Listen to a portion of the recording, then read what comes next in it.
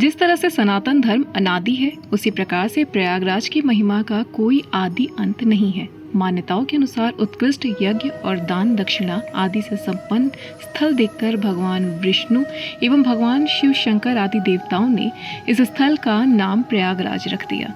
ऐसा उल्लेख कई पुराणों से मिलता है। भारत देश विश्व की आत्मा कहलाता है और तीर्थराज प्रयागराज भारत का प्राण कहा गया है। अरण्य और नदी संस्कृति के बीच जन्म लेकर ऋषियों महर्षियों की तपोभूमि के रूप में पंच तत्वों को पल्लवित करने वाले प्रयागराज की धरती पर सदियों से महाकुंभ, अर्धकुंभ, माघ मेले आदि में लाखों करोड़ों भक्तों की आस्था देश को हमेशा ऊर्जा देती रही है।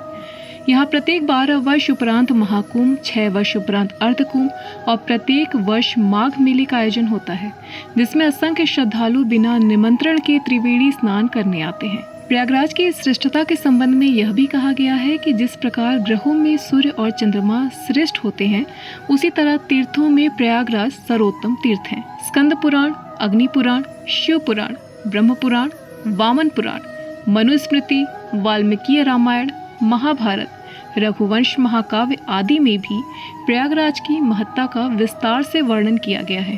प्रयाग में त्रिवेणी के तट पर केवल गंगा, यमुना तथा अदृश्य सरस्वती का संगम ही नहीं, अपितु अनेकानेक संप्रदायों, संस्कृतियों एवं ज्ञान, वैराग्य और भक्ति का भी अद्भुत संगम विद्यमान है। शास्त्रों के अनुसार जहाँ गंगा, यमुना और सरस्वती तीनों का संगम हो, वह ब्रह्मलोक और विष्णुलोक के बराबर का स्थान हो जाता है। महर्षि वेदव्यास के अनुसार तीर्थराज प्रयाग में यज्ञ करना या यज्ञ आदि क्रियाओं में सम्मिलित होने से मनुष्य के सारे पाप पुण्य में परिवर्तित हो जाते हैं। ऐसे तीर्थराज प्रयाग की अद्भुत महिमा है। तीर्थराज प्रयाग एक ऐसा पावन स्थल है जिसकी महिमा अधिकांश धर्म ग्रंथों में वर्णित है। तीर्थराज प्रयाग को धर्म, अर्थ, काम और मोक्ष का प्रदाता कहा गया है। ब्रह्म पुराण के मतानुसार यह स्थल सभी तीर्थों में श्रेष्ठ है। अपनी उत्कृष्टता के कारण यह प्रयाग है और प्रधानता के कारण राज शब्द से युक्त है। माघ मास में जब सूर्य मकर राशि में आए तो एक माह तीर्थराज प्रयाग में संगम तट पर रहकर कल्पवास से शरीर और मन दोनों का कायाकल्प होता है।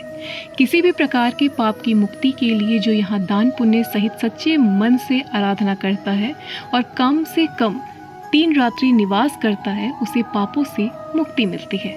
संगम का क्षेत्र अक्षय क्षेत्र कहलाता है। यहाँ किया हुआ धर्म कर्म हमेशा अक्षय रहता है, उसका क्षय नहीं होता। यही कारण है कि सदियों से पुण्य स्नान दान की परंपरा अविच्छिन्न रूप से चली आ रही है। नदियों के साथ साथ यहाँ ज्ञान की त्रिवेणी अनवरत प्रवाहित होती है। महाकुंभ के दौरान प्रयाग की धरती पर ज्ञान, विज्ञान, अध्यात्म की चर्चा भारतीय संस्कृति को पल्लवित करती है। प्रयाग महात्म्य के अनुसार अनादिकाल से प्रयागराज ज्ञान और भक्ति का सर्वश्रेष्ठ स्थान है। गोस्वामी तुलसीदास ने प्रयाग की महिमा का वर्णन करते हुए बताया कि गंगा, यमुना, सरस्वती का संगम ही तीर्थराज का सिंहासन है।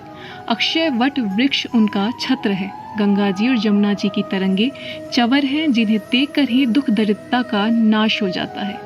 संगमो सिंहासनु सुठी सोहा, छत्रु अक्षय बटु मुनि मनु मोहा, चंवर जमुन अरु गंग तरंगा, देखी होय दुख दारिद भंगा। इसके आगे है सेवहि सुकृति साधु सुचि पावहि, सब मन काम, बंदी वेद पुराण गण कहीं विमल गुणग्राम। अर्थात पुण्यात्मा साधु प्रयागराज की महिमा गाते हैं और वेद पुराण सब मिलकर उसके निर्मल गुणों का बखान करते हैं। गोस्वामी जी कहते हैं, वो कहीं सकई प्रयाग प्रभाव, कलश पुंज कुंजर मृगराव, अस्त तीर्थ पति देखि सुहावा, सुख सागर रघुबीर सुख पावा। अर्थात प्रयागराज की महिमा कौन कह सकता है। यदि पाप रूपी मदमस्त हाथियों का समूह सब कुछ नष्ट करने पर तुला हो, तो सिंह रूपी तीर्थराज प्रयाग उनका वध कर सकते हैं। ऐसे तीर्थराज का दर्शन कर स्वयं प्रभु श्री रामचंद्र जी ने भी सुख पाया।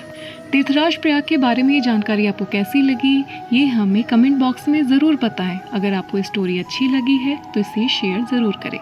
आशा करती हूँ कि आपको हमारी ये जानकारी पसंद आएगी और भगवान की कृपा आप पर खूब बरसेगी। तब तक ऐसी ही तमाम रोचक कथा और जानकारियों को जानने के लिए सब्सक्राइब करें हमारे चैनल श्री जी को और प्रेम से बोले राधे राधे।